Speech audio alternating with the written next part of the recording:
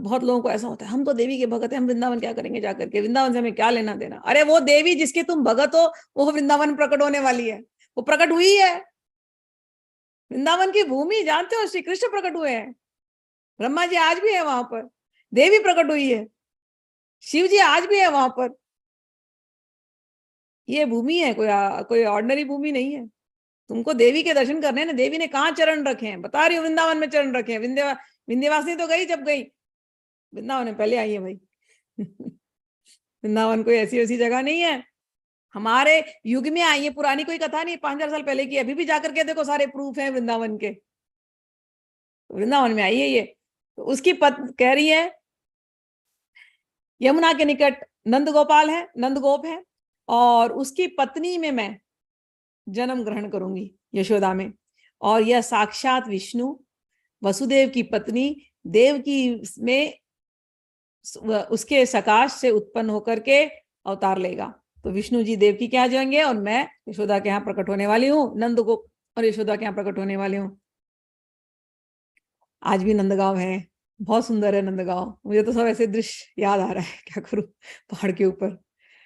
अदला बदली से नंदगोप के घर से मुझे लाकर कंस के निकट पहुंचा देना, तब मैं उसे नष्ट कर दूंगी।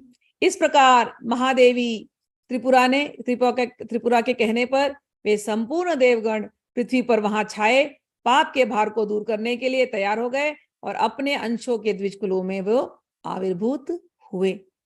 श्री नारायण भी वसुदेव के सकाश से देवकी के संपूर्ण कलाओं समेत अवतार लेगा। यादवों से उस अत्यंत सुंदर कुल में अंधकार पूर्ण रात्रि के बीतने पर विष्णु भगवान अपने स्वरूप से आविर्भाव करेंगे। भगवान की ये जो प्राकट्य है, जब हम पढ़ते हैं भागवत में, बहुत सुंदर श्लोकों में, क्या सुंदर सुंदर श्लोक है, ब्रह्मा जी के श्लोक हैं, देवकी के श्लोक हैं, इतनी सुंदर सुंदर प्रार्थना है। भगवान प्रकट हुए अपने नारायण स्वरूप में, अपने विष्णु स्वरूप में प्रकट हुए हैं। तो यहाँ पर देवी कह रही है ये प्रकट होगा, ये आविर्भाव करेगा। तब वसुदेव से स्तुति किया जा करके बालक रूप धारण कर उसे कहेगा। देवर्षि नारद, मतलब स्तुति करने के बाद उनको कहा गया कि बालक रूप बनो।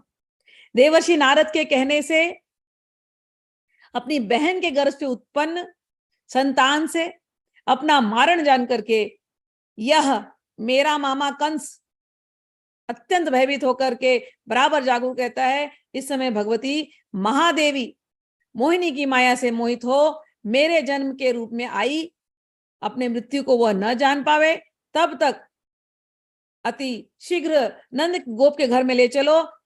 इस प्रकार से मैं नंद गोप के घर के वहां से निकल करके आऊंगी। वहां उस समय परमेश्वरी ने जन्म लिया है, उस कृपा से आविष्ट हो बड़ा होकर मैं उसे जीतूंगा। ऐसा नारायण करेंगे, ऐसा इनका संकल्प होगा।